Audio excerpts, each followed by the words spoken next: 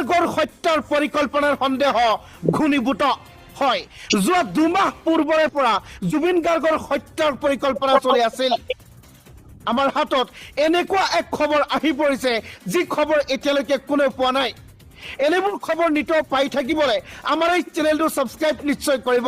এতিয়াই সাবস্ক্ৰাইব কৰি দিয়ক লগতে আজিৰ ভিডিঅ'টি ইমান লাইক কৰক ৰাজ্যৰ প্ৰত্যেকগৰাকী ব্যক্তিৰ ওচৰলৈ পাব লাগিব এই ভিডিঅ'টি লগতে এই ভিডিঅ'টিৰ কমেন্টত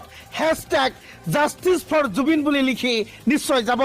বন্ধু বান্ধৱীসকল আমাৰ প্ৰথমটো খবৰে ৰাজ্যবাসীৰ বাবে বহুতে গুৰুত্বপূৰ্ণ ৰাজ্যত চলি আছে জুবিন গাৰ্গৰ হত্যাৰ ন্যায়ৰ দাবী ইয়াৰ মাজতে আমাৰ হাতত আহি পৰিছে এক ব্ৰেকিং নিউজ এটা বিগ ব্ৰেকিং আপোনালোকৰ মাজত জুবিন গাৰ্গৰ হত্যাৰ পৰিকল্পনাৰ সন্দেহ ঘনীভূত বিগত এপ্ৰিল মাহৰ পৰাই পৰিকল্পনা কৰাৰ সন্দেহ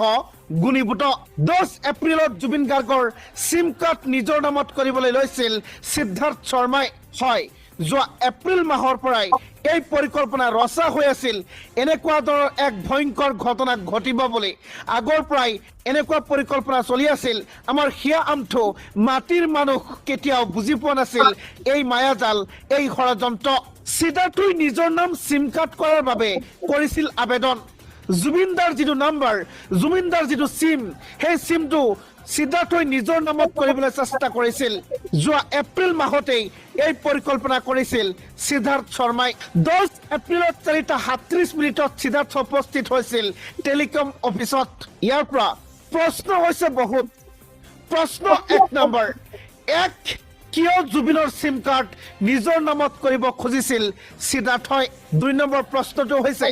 সিম কাৰ্ড নিজৰ নামত হলেই সম্পত্তি নিজৰ নামত কৰাৰ অভিপ্ৰায় চলাইছিল নেকি সিদ্ধাৰ্থ শৰ্মাই জুবিন গাৰ্গে ব্যৱহাৰ কৰা নম্বৰটো মহাৰাষ্ট্ৰৰ সাৰ্কুলাৰ আছিল আমাৰ অসমৰ নাছিল